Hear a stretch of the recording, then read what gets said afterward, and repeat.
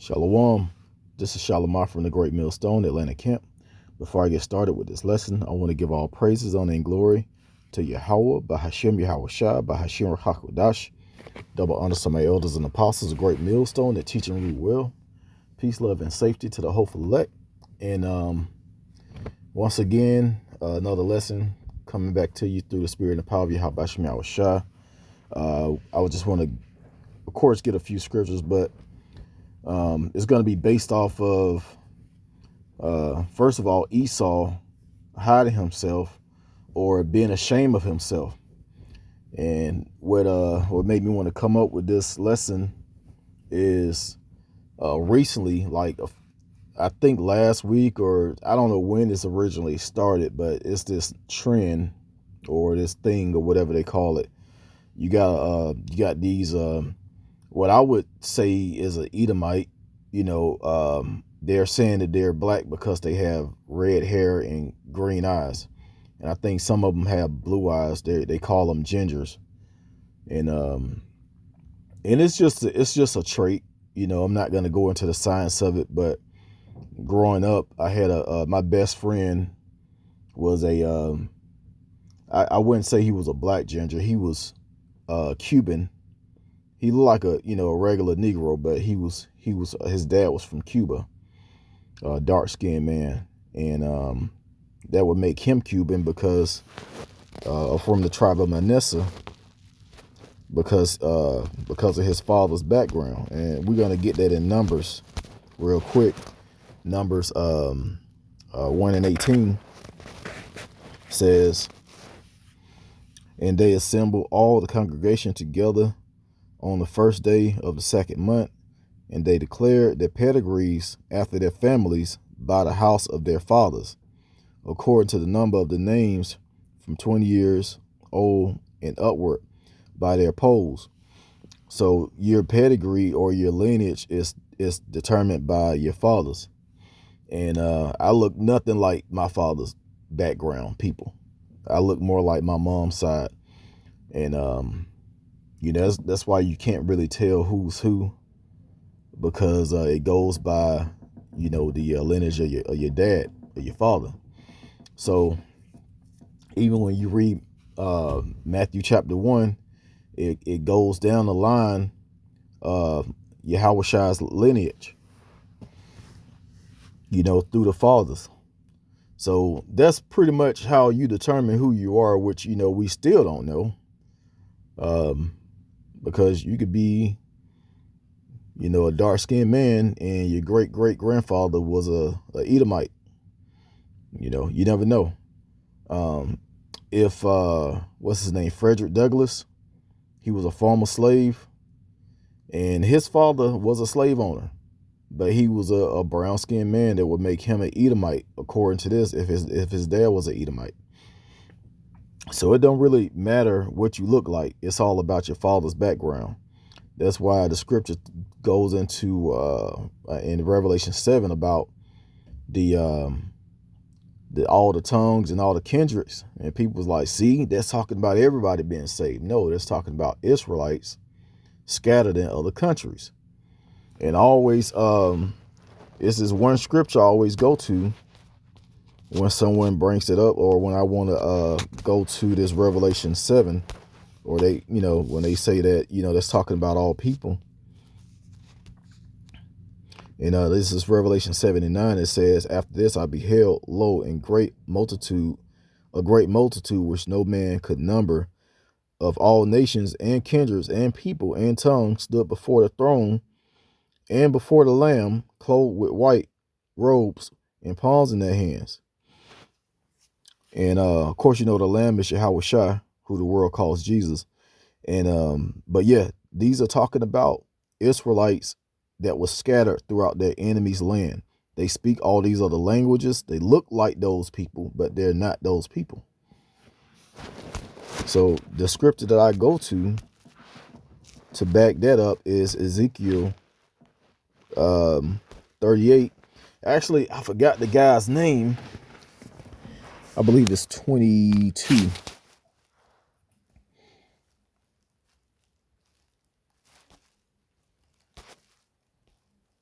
Maybe it's 39 and 22. I mean 39 and yeah, Ezekiel 39 and 27.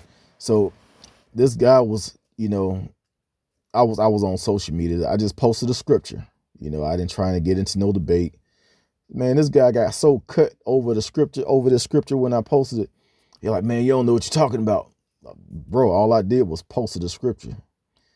He said these Israelites is talking about Gog and Magog. I'm like, yeah, you way off, bro.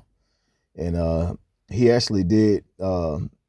He been coming out a lot. And then the elder from South Carolina, Manasseh Zakba, he did a lesson on this guy recently, like last week or 2 weeks ago. But there's a lot of bug outs out there that try and prove to you that is salvation is for everyone when it's only for the lost sheep of the house of Israel. But going back to this ginger thing, that's just to prove that some of them could actually be Israelites. So they're actually saying that they're black people, which black is not it's not a thing. That's something that Esau came up with.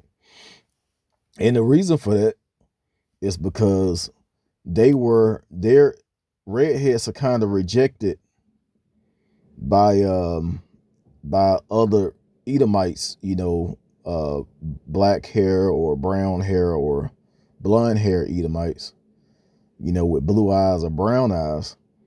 They're kind of rejected because they have red hair and green eyes and freckles, and they kind of stand out. And the saying that I was treated like a redhead stepchild, like they were actually treated differently. Of course, they weren't treated like so-called Negroes, and but they got their own little thing of why they're hated by their own people. So now black folks are saying, hey, y'all actually us. I mean, they try and trace it back to Ireland, which a lot of it was Israelites in Ireland. A lot of Irish are Israelites. But like I said, it depends on your father's line. All this is a lot of these folks are Edomites, and they don't want to be called Edomites no more. They want to be called something else. They want to get away from the so-called white people name, because white people have proven through history that they are wicked as hell, and they are the wicked that the scriptures speak of. But this scripture right here, I forgot to bring this out. It says, then, verse 28, Ezekiel 39 and 28, then shall they know that I am the Lord their power, which caused them to be led into captivity among the heathen, but I have gathered them into their own land and have left none of them any more there.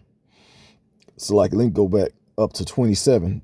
It says, when I have brought them again from the people and gathered them out of their enemies' lands and am sanctifying them in the sight of many nations.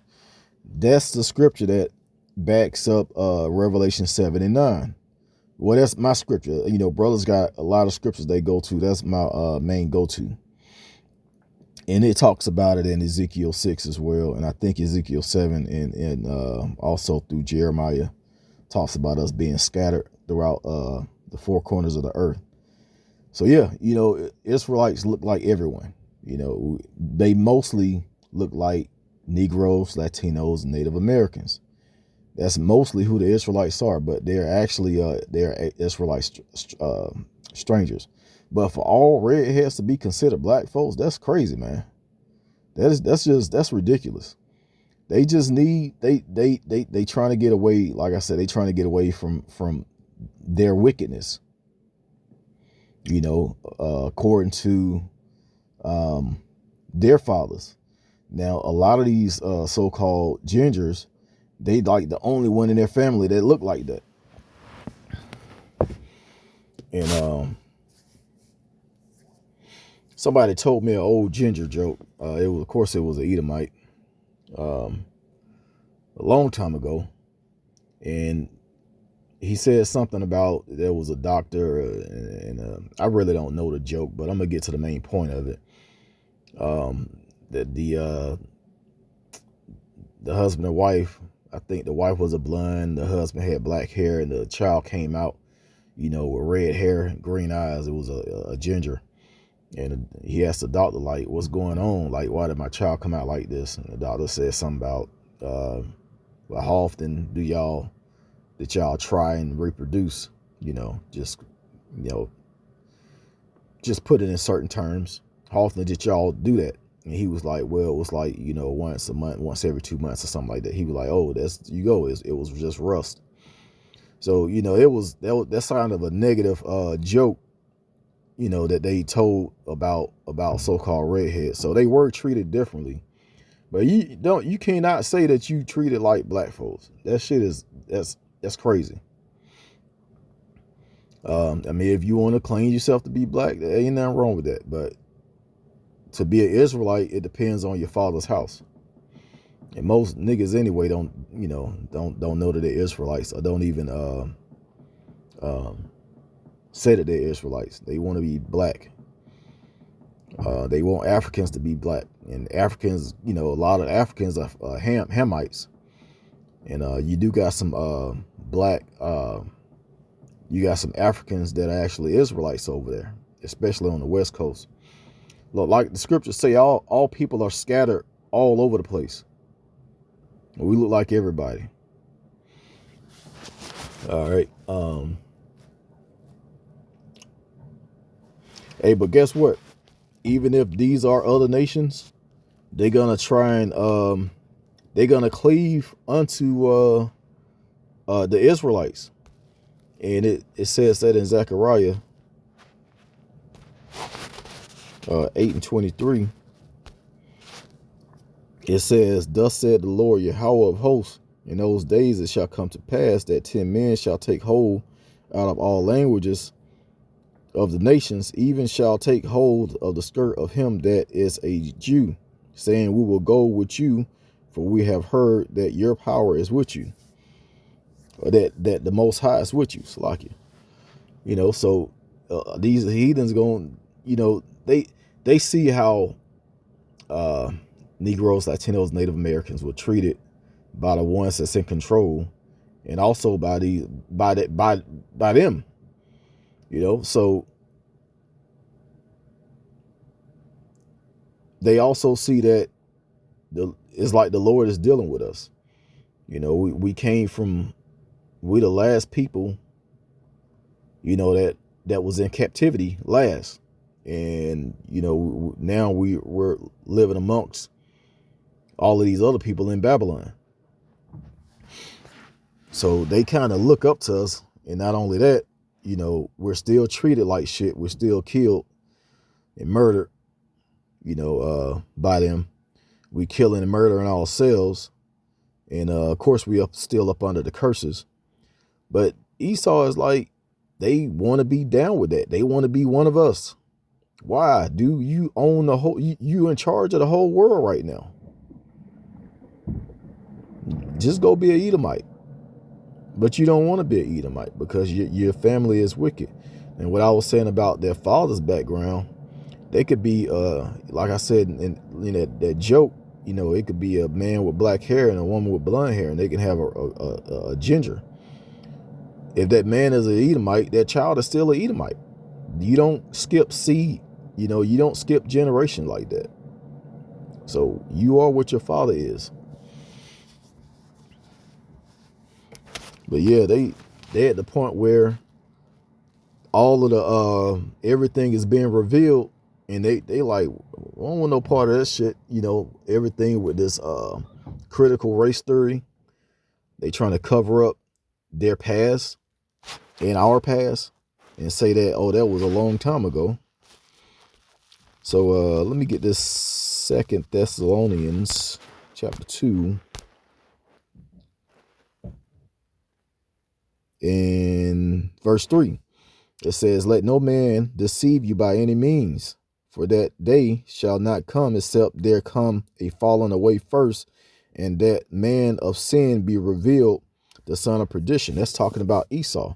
And he is being revealed. He's being revealed as the wicked. Even people that voted for Trump, they were like, man, this dude wicked as hell. That's your people. And now it's a lot of, it's like racism just went back 50 years this year. Like we kind of like back in the 70s, you know. It's just weird how the Lord has actually turned this thing up and have this man reveal himself, because Esau is doing this to himself. He's the only one revealing himself. Actually, the Lord is, but you know, he has him. It's like he's in a trick. He's how can I say it? He's not intentionally doing stuff, but it's happening. You know, he don't want to show his hate, but he has to show his hate in these times. Just like the thing with these shootings and stabbing, and you know, the guy that hit the police officer with the car because his son was murdered. All of these things, these Edomites are just coming out saying, hey, we need to start a race war. And on my last video, it was this lady saying that it was a black folks saying they wanted to start a race war. And black folks like, look, man, y'all got it. We ain't trying to start shit, but we are going to protect ourselves.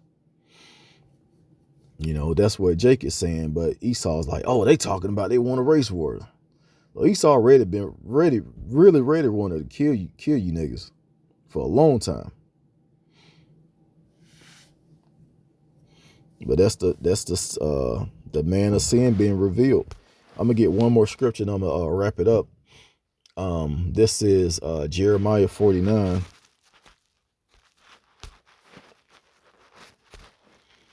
and 10, and it says, "But I have made Esau bare; I have uncovered his secret places, and he shall not be able to hide himself. His seed is spoiled, and his brethren, his neighbor, and he is not." Yeah, so yeah, the Lord is uncovering Esau for all his wickedness. Now they don't even want to be called white people; they want to be black folks now. You know. And and also in that last lesson, I was talking about the lady that was, you know, going on a rant. You know, the black folks are the last ones you really need to worry about. You need to worry about other Edomites, because there's a lot of other Edomites that's ashamed to be called white, and some of them might actually be Jakes, and you got to fight through them when it comes to a race war. They're gonna pick sides too, and they're gonna pick to protect certain Israelite people, because they want to be looked at as the good people. Look at the Civil War. Country was divided. The North went to war with the South. It wasn't 100% over slavery, but that was part of it. So yeah, you got these Edomites that's against other Edomites, and that's really the thing I think that they're mostly scared of. You think these Edomites that live around all these Jakes, they gonna pick sides and side with their people? No, they gonna side with Jake.